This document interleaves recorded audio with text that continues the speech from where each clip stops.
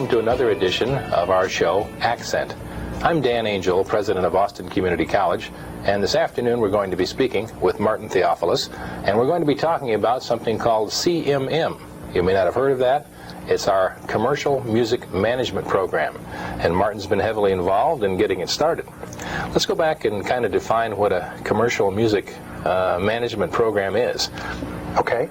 As opposed to music where you're talking about performance and learning how to play instruments and about music theory, we're looking at actually the business side of music where there are bands forming, where you're dealing with the venues, you're booking clubs, you're booking recording time, you're looking at project management, how do you get a recording project from beginning to end, how do you deal with crew people, and just all the real true all the things that really make this happen. That's right. It's not just having the talent to do something, there's a lot of other questions involved in it. Right. Austin has been emerging as kind of a place where music is done and has really made a lot of progress in the last few years. It has. How many people are there connected with the music industry in Austin? That's hard to say. I heard Billboard state that there was over 500 bands performing any given week in Austin. Is that right? Yeah. They also said that Austin has the largest number of musicians per capita of any city in the country, which is amazing. Yeah. But when you start looking at then all the support functions from even the local print shops, I mean the university and the ACC, support a lot of the print shop. But when you consider all the promo packs that people put out and the flyers and stuff, all the scheduling things that happen, the postcards that go out talking about dates, there's a lot of people involved in the industry here. One of the local print shops actually put together a whole room just for developing promo packs and some computers available and stuff. So it's Well, you've been connected with our program from the very beginning. You're chair of the advisory group. Right. How long has this been evolving, and where have we evolved to? I was first, in fact, I wrote you a letter back in July of '86 because Mix Magazine did an article about the schools around the country. There was about 200 of them, and I went, wow, with all our music population here, we ought to try to create something like this. And you instantly responded and referred me and got me into some folks that we started studying what was available. We looked at South Plains Junior College, Alvin Junior College, and that. About that time, Ernie Gamage got involved, and then Ted Miller and one of your board people, Gilbert Martinez, got involved. Right. And we got, I think, Bud Harris and Cynthia Reed and that group involved to look at maybe doing some classes and see how they turned out. Did some surveys in the local community. And the external programs turned out real well. The first couple of classes on business filled up. Interestingly enough, Andy Murphy, who teaches one of the audio classes, and Cynthia Reed and several of the advisory group were sitting around trying to think of marketing ideas for one of the external audio classes.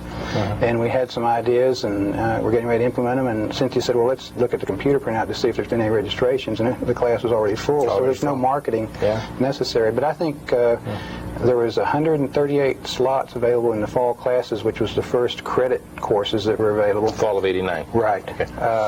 Spring of '90. Okay. The one we're currently in. These are the first credit courses. And they had something like 125 of the 138 slots filled. And they had to expand some of them. And David Jones, who heads that program, is just scurrying, getting stuff filled out. If you were watching this program and looking at this and you were in music, what kind of an individual would want to take these kind of courses? That's been interesting. Most of them we've had, I guess I would bet the majority are probably in bands. They're probably doing a lot of the management things themselves. They're trying to figure out where do I go next, who do I go to for resources. We've had attorneys. I did a marketing class, had Mark Katz, who was a venue, top of the mark, that was looking at what are the possibilities of putting some marketing into the artists that they were doing.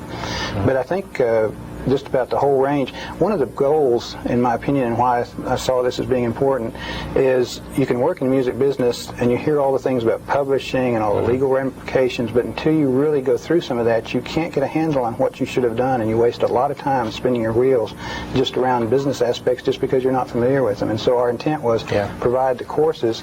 This will give them the knowledge they need to move on. It'll also start upgrading Austin's professionalism, which was what we saw was lacking, and you'll hear Ernie Gamage talking a lot about the infrastructure, that we don't have enough professional management and those kind of companies here. And so that's. Do you think it would have any value to someone who's just an entertainer to just understand how that side of the business works? Yes, definitely, because it helps them when they're negotiating contracts. If they may have to have an attorney, but honestly, if they understand what's happening to them, they can be much more informed and much more effective in preparing for that. We have people.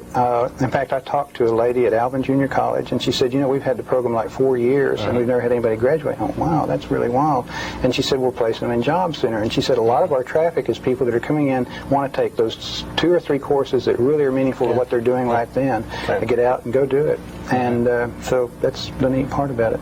What are the types of things that you can get in the, if you took the whole program, what are some of the fundamental parts of it? Okay. Right now you get the basics of the music business. You get some introductions to audio production. The basics of the music business means what? Covers publishing, covers what the record industry is about, how it interrelates with each other, how records end up in your stores. Marketing, kind of the whole thing? Marketing, everything. Okay.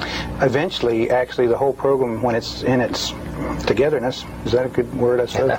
You can get performance out of the music department. You can get the technical side, which is audio and video production, and then you can actually get the business. So you could actually major, I guess, for the 2-year program in any one of those 3 areas. And still, thanks to Bud Harris and his group, get some of the external courses as well. How many people do you project will go all the way through the management program? I am betting that we would be lucky to see something like a 20% graduate that would stay all the way through, which seems low, but it's really not, because they honestly will be going in and out of it, getting those courses That's they really want. not unusual. We have programs like printing where people take 1 course and they're hired. I mean, so it's not unusual depending on what kind of work you're in and what the demand is. What do you see as kind of the future steps for training in this area? Do you see any further growth than the current program? The current growth that's going on that I think is most significant is David Jones was able to secure, with I think the help of Andy Murphy and Peter Butcher, some classes at the Opera House. And I think those kind of things where we can group it in an area where the students have access. I mean, that's where they're actually doing their business. Why don't they do the training at the same place? And I think expanding to try to provide all the facilities possible and equipment and that for them to practice on. And I think one key to that that's real neat, and Ernie Gamage has been real significant in getting some support in this, is getting industry to help us. We've had some interest in some of the manufacturers providing things like raw tape. We possibly could even get to college like equipment and that kind of things if we'll pursue those people, because they're loving. Let's talk about that some more. Okay. Right. Pique your interest there. Right. But they're interested in students that are going to go out in the industry and like their products, and they've got some investment there too. You've been working with a committee for some time. Who are some of the other members of the committee? We've got Ted Miller, Ernie Gamage, Andy Murphy, Larry Miller, who works with y'all. We have my wife, Chris, which I ought to mention because she's done a lot of background work over the 4 years we've been working on it. Yes. I was trying to think. Jim Zerkoff, who's with the Music Makers. We've had Mike Tollison, who's a music attorney here. I'm going to forget somebody, and they're going to shoot me when I get through with here. But you've had this group together for quite a while. Yes, we have. A lot of time. How much time would you think this group had spent in evolving this program? I would bet 100 hours or more at the very least, and maybe a couple of hundred. Yeah. And I'm on the Business Management Advisory Committee for y'all and some other committees with the state. And it is amazing to me because this energy that this group has sustained as I've never seen before. I mean, they're really willing to look at the specifics. They get in, they work, they develop the plans, they develop the classes, they make recommendations, and then David acts on them. And another supporter, by the way, I don't want to forget, is Burt Markham. Burt has been really a supporter. He had seen a similar program in South Plains Junior College, and he and Cynthia Reed and Bud Harris through your school have really given us a lot of support. Well, Martin, we're delighted with all the work that you and your committee have done, and I want to thank you for that. I think it is an exciting program. I think that shows some of the reason why you're excited about the meetings that go on. And it's been a pleasure to have you on our show, and we look forward to talking with you again in the future about music as it develops. Well, thank you for buying into it, because it wouldn't have happened without you. Thank you very much. Dan. We're going to pause now for a short commercial. We'll be right back in a moment.